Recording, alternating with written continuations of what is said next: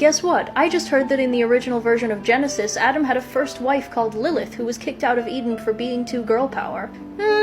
Complicated. You're referring to a feminist reinterpretation of a story which first appears in the Alphabet of Ben Sirach, an anonymous Jewish text which was probably written around the 9th century, but it's not from scripture, let alone any original version of scripture. Lilith actually only appears once in scripture, and she's not connected to Adam in any way. She appears in Isaiah 34, which talks about how God is going to destroy the oppressors of the Jewish people, and then it lists some of the scary wild animals which will come to inhabit the ruins of the oppressors' cities, including jackals, wildcats, vultures, and Lilith. But we have an older version of that very passage. One of the Dead Sea Scrolls contains a version of Isaiah which is several centuries older than the canonical one, and the language is subtly but significantly different. It talks about jackals, vultures, wildcats, and Liliths, plural, and that makes a lot more sense. See, in Mesopotamian mythology, there was this cluster of related mythical creatures with names like Lilitu, Lilin, Lilake, and Lilu, and they're just all-purpose scary monsters, generally feminine, generally associated with nighttime and predatory behavior towards humans,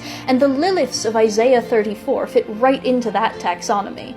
So now that I've told this story in reverse, let's play it in chronological order. Over centuries of retelling and reinterpretation, a species of mythical creature morphs into a single creature, which then morphs into a named figure who plays a role in a culture's creation myth. It's a fascinating look into how oral traditions shape stories over time. And of course, now the Lilith story is a fully legitimate part of the Midrashic tradition, but it's just not accurate to say things like,